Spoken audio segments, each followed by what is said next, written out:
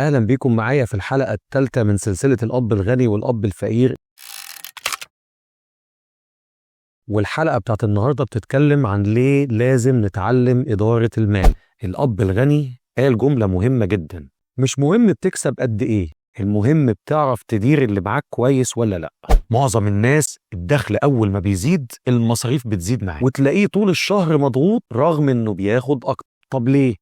لأنه ببساطة شديدة جدا مش بيعرف يدير وينظم دخل، بيصرف بدون ما يفكر ويحسب. تلاقي الفقير دايما بيصرف الأول وبيدخر لو فاض منه حاجة، بينما العقلية الغنية بتدخر الأول وبعد كده بتصرف الباقي بعد الادخار. نظام بسيط جدا بس ناس قليلة جدا اللي بتعمل بيه وبتلتزم بيه. شخصية الأب الغني في الكتاب بتقول إنك مش هتعرف تتحكم في الفلوس الكتيرة إلا لما تتعلم إزاي تتحكم في الفلوس القليلة. فالهدف هنا مش إنك تكسب أو بتكسب كام، الهدف هنا إنك تعرف تدير اللي أنت بتكسبه ده. ابدأ بإدارة اللي في إيدك ولو كان قليل، وده هيبقى أول طريق الحرية المالية بالنسبة لك.